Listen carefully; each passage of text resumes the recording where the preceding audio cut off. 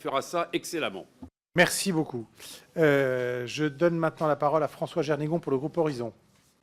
Merci, Monsieur le Président, Mesdames et Messieurs les ministres, mes chers collègues. Nous devons dire les choses clairement aux Français sur l'état des comptes publics, y compris des comptes sociaux, dans un esprit de responsabilité. Ce texte est une première étape pour répondre à l'urgence financière à laquelle notre pays fait face. Les Français méritent la vérité, pas des discours rassurants qui masquent une réalité budgétaire alarmante. Il est crucial de rappeler que l'intégrité des finances publiques conditionne la stabilité de l'ensemble de notre économie. Un déficit incontrôlé est une menace directe pour les services publics et les prestations sociales. Mon groupe estime qu'il est bon de soutenir l'esprit du PLFSS comme du PLF, bien qu'ils comprennent des mesures qui, bien que difficiles, sont nécessaires pour enrayer cette dérive budgétaire. Assumer ses responsabilités, c'est oser porter des mesures qui s'avèrent indispensables pour nos finances publiques. Ne rien faire serait une lâcheté et un désastre, surtout à l'égard des plus modestes, qui paieront le prix fort de l'inaction. Si l'État continue de dépenser sans compter, ce sont les plus fragiles qui verront leurs conditions de vie se dégrader avant les autres. La vérité, c'est que chaque décision budgétaire a un impact direct sur le quotidien des Français. Le groupe Horizon entend prendre ses responsabilités et soutenir l'effort national nécessaire pour redresser le pays.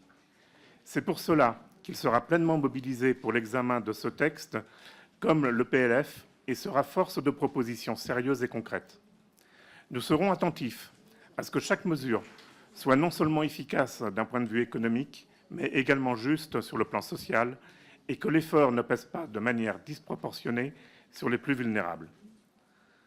Enfin, nous souhaitons rappeler que notre engagement se traduira par un dialogue ouvert avec les différents groupes politiques.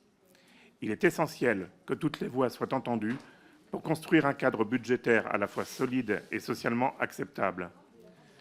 Le groupe Horizon veillera à ce que ce texte soit le reflet d'une ambition collective, capable de restaurer la confiance des Français dans la gestion de leurs finances publiques et de garantir un avenir plus stable et prospère pour notre pays. Le PLFSS pour 2025 représente une réponse aux défis budgétaires auxquels la France est confrontée. Il s'appuie sur un ensemble de réformes telles que celle d'exonération patronale, mais aussi sur des mesures exceptionnelles telles que la revalorisation des pensions des retraites au 1er juillet plutôt qu'au 1er janvier. Il y aura un sujet à discuter sur ce point-là. Ces initiatives sont indispensables pour tenter de freiner le déficit actuel, mais elles ne peuvent en l'état assurer un retour durable à l'équilibre budgétaire de notre système de protection sociale.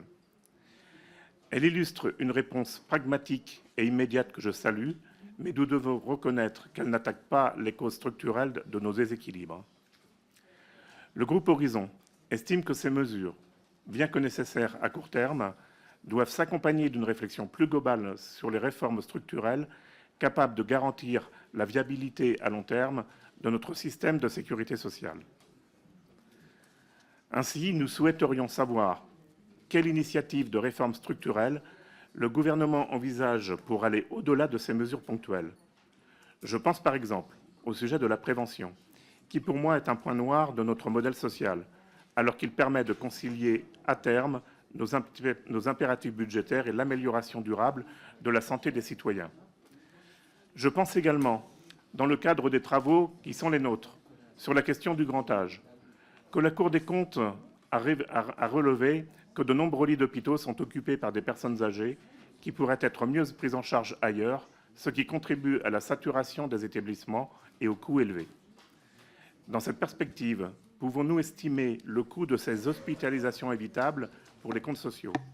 Et pensez-vous que le développement de solutions alternatives, comme les soins intermédiaires ou à domicile, pourrait représenter une voie de réforme pour réaliser des économies tout en renforçant notre système de soins? Je vous remercie. Merci beaucoup. Je passe tout de suite la parole à